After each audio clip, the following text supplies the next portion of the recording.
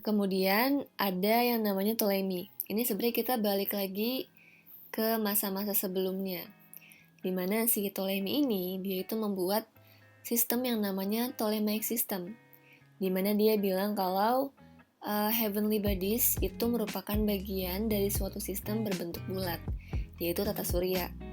Nah, tapi dia bilang nih kalau matahari, bulan, dan planet-planet lain itu berpusat mengitari bumi.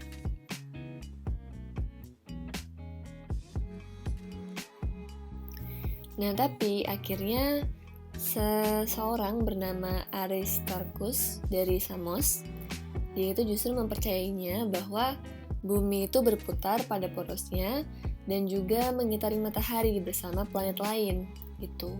Nah, sebenarnya pandangan ini itu udah ada dari tahun-tahun sebelumnya gitu, jauh dari Renaissance. Tapi kenapa sih kok akhirnya malah sistemnya si Ptolemy yang lebih dipercayai atau lebih populer gitu? Nah, ada 3 alasan nih teman-teman. Nah, ada 3 alasan. Yang pertama itu, sistem ini memang terasa lebih masuk akal gitu, karena kita sebagai manusia, dari sudut pandang kita memang terasa seperti bumi itu adalah pusat tata surya gitu kan, karena dilihat dari sudut pandang kita sebagai manusia di bumi. Kemudian yang kedua, sistem ini juga memungkinkan prediksi-prediksi astronomi menjadi masuk akal. Dan terakhir, tentunya karena alasan ini lebih sejalan dengan pengajaran Kristen yang bilang kalau manusia itu adalah pusat alam semesta. Jadi karena manusia itu di bumi, jadinya ya bumilah pusat alam semesta atau tata surya. Oke, lanjut. Sekarang kita mau bahas mengenai tokoh-tokoh yang sangat matematis nih. Yang pertama kita ada Nicolaus Copernicus yang mungkin sudah cukup familiar ya namanya. Dia ini menuliskan karyanya yang berjudul De Revolutionibus, di mana di sini tuh dia menyatakan kepercayaannya mengenai tata surya gitu. Nah, karena si De Revolutionibus ini itu mulai disebarkan, jadinya kepercayaan dia juga makin berkembang. Nah, akhirnya terjadilah pergantian dari geocentric theory yang bilang kalau matahari itu berpusat pada bumi, diganti jadi heliocentric theory yang bilang kalau bumi dan planet lain justru mengitari matahari dan berpusat kepada matahari. Selanjutnya ada Johannes Kepler. Si Kepler ini adalah seorang Platonis. Dia itu memang pengen mencari keharmonisan matematis dalam alam semesta gitu. Jadi memang menurut dia itu kebenaran yang absolut adalah keharmonisan matematika, yang dimana keharmonisan matematika ini sifatnya lebih tinggi daripada dunia yang tampak oleh mata kita gitu. Nah, si Kepler ini juga setuju sama si Copernicus mengenai matahari sebagai pusat tata surya. Kenapa? Karena si Kepler ini sebenarnya mempunyai ketertarikan tertentu sama matahari sebagai kekuatan mistis.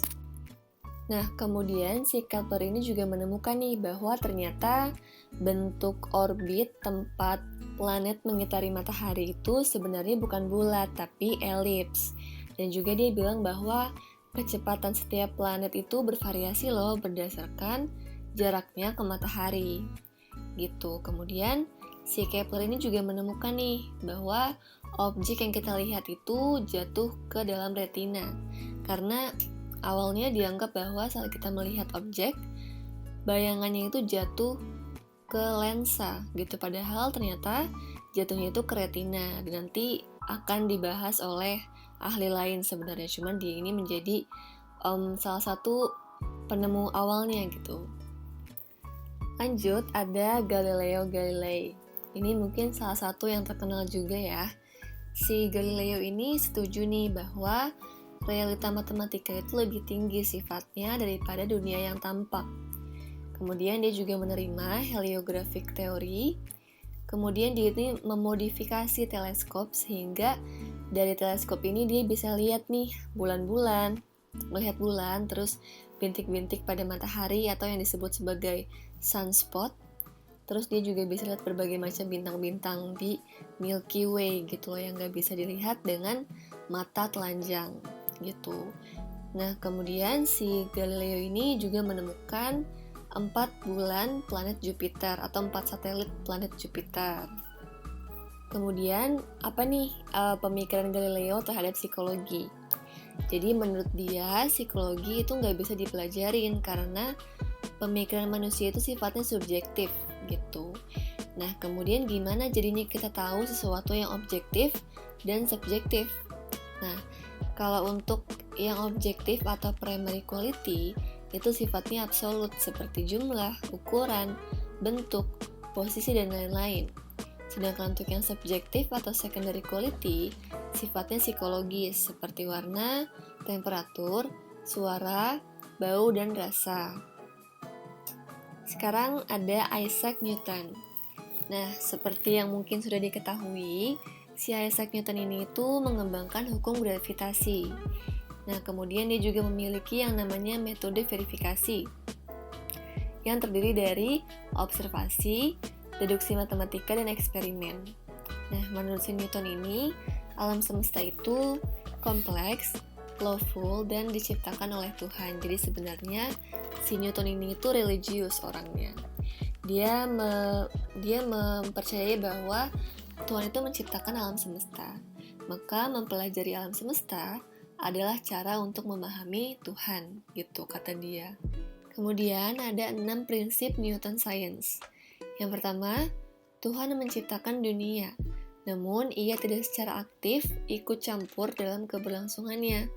Nah, kepercayaan ini itu secara khususnya disebut sebagai deism. Kemudian yang kedua, dunia material diatur oleh hukum alam. Yang ketiga, hukum alam tidak memiliki tujuan. Yang keempat, setuju dengan Occam Fraser yang bilang kalau segala macam hal itu harus sederhana aja. Kemudian ada hukum alam bersifat absolut. Dan yang terakhir, klasifikasi tidak cukup untuk menjelaskan sesuatu. Jadi untuk menjelaskan sesuatu, kita perlu mengetahui penjelasan mengenai atributnya. Lanjut ke sekarang Francis Bacon. Nah, menurut si Francis Bacon ini, sains itu perlu dipelajari berdasarkan metode induksi, bukan deduksi.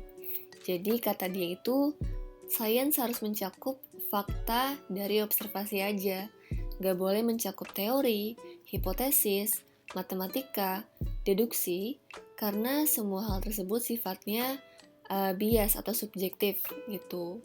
Nah, dia juga tidak mempercayai penggunaan nasionalisme, karena menurut dia terlalu berpaku sama kata-kata, dan juga gak percaya pengguna matematika, karena terlalu berpaku sama simbol, kata dia. Nah, pendekatan ini disebut sebagai positivism. Tetapi menurut dia, generalisasi itu tetap dapat dilakukan setelah melakukan induksi. Selanjutnya, menurut si Bacon, ada 4 sumber kesalahan yang dapat mengganggu sains, yang disebut sebagai idols. Yang pertama ada idols of the cave, yaitu bias personal atau bias masing-masing setiap orang. Misalnya kepintaran seseorang, terus pengalaman, pendidikan, sama juga perasaan. Itu dapat mempengaruhi bias seseorang. Yang kedua ada idols of the tribe, yaitu bias yang berasal dari sifat alamiah manusia. Jadi manusia itu kan memang secara umum ya, mereka itu memiliki kemampuan untuk berimajinasi, terus kemampuan untuk memiliki tujuan sendiri, kemampuan untuk berharap, dan juga lain-lain gitu, yang dapat mempengaruhi persepsi mereka, seperti itu. Kemudian yang ketiga ada idols of the marketplace, yaitu bias yang dipengaruhi dari kata-kata atau label verbal. Karena menurut si Bacon, bahasa itu sifatnya cukup ambigu gitu kan. Jadi penggunaan kata-kata dapat melenceng atau dapat mengganggu persepsi seseorang. Dan yang keempat ada idols of the theater, yaitu bias karena adanya kepatuhan terhadap suatu kelompok. Jadi, kalau misalkan seseorang memang bagian dari suatu kelompok, dia akan cenderung berpikir berdasarkan kelompoknya sendiri dan menolak untuk mengubah persepsi mereka. Nah, yang terakhir ada René Descartes. Nah, menurut Descartes, dia itu menganggap bahwa para filsuf itu selalu berdebat dan gak pernah mencapai suatu kebenaran gitu. Kebenaran yang dapat dipastikan. Nah, ini bikin dia itu jadi cukup stres gitu ya. Dia memikirkan gitu loh, kalau misalkan filsuf itu gak pernah dapat kebenaran yang absolut, gak pernah dapat kebenaran yang pasti gitu. Nah, makanya dia mencari kebenaran dalam dirinya sendiri. Nah, setelah dia itu melakukan pencarian kebenaran dalam diri dia sendiri, dia akhirnya setuju bahwa pengetahuan yang sebenarnya adalah pengetahuan matematika. Nah, dalam pencariannya ini dia tuh menyadari juga nih bahwa satu hal yang dapat dia yakini adalah dia meragukan sesuatu. Dan saat dia meragukan sesuatu, pasti ada pikiran. Dan kalau ada pikiran, pasti ada orang yang berpikir. Nah, makanya dia akhirnya menarik konklusi yang disebut cogito ergo sum, yaitu saya berpikir maka saya ada. Jadi, satu hal yang dapat dia pastikan adalah fakta bahwa dia itu berpikir menunjukkan bahwa dia itu ada. Kemudian, si Descartes ini percaya dengan innate ideas, yang menurutnya terdiri dari unity, infinity, perfection, axioms of geometry, dan juga Tuhan. Nah, jadi si Descartes ini mengatakan bahwa Tuhan itu ada dan sempurna, dan tidak mungkin menipu manusia. Jadi segala macam informasi yang kita dapatkan dari luar itu bisa dipercaya selama sifat informasinya itu clear dan distinct. Nah, kemudian apa aja sih kontribusi Descartes kepada psikologi?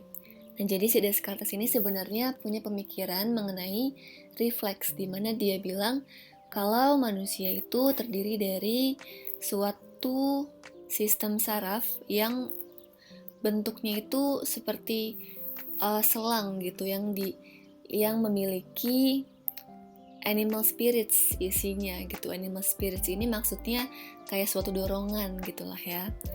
Nah, walaupun sebenarnya pemikiran tentang bahwa sistem saraf itu berbentuk selang, terus ada animal spirit itu sebenarnya dibantah juga akhirnya.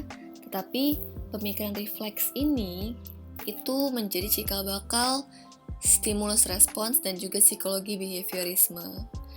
Kemudian dia kan juga melakukan investigasi terhadap hewan-hewan untuk melihat cara mereka berfungsi. Nah, dari sini dia itu mendorong nih pemikiran bahwa dengan mempelajari hewan, kita juga dapat memahami manusia. Dan yang terakhir, dia itu juga menekankan pengalaman subjektif, di mana akhirnya penekanan ini membuka jalan untuk studi mengenai consciousness atau kesadaran. Baik teman-teman, jadi itu aja buat video kali ini.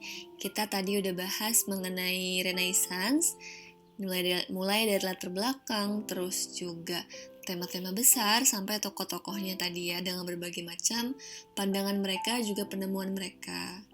Nah, terima kasih karena udah menonton. Mohon maaf jika masih ada kekurangan. Dan setelah ini kalian bisa review lagi supaya lebih menempel ya materinya. Oke, sekian dari aku. Terima kasih.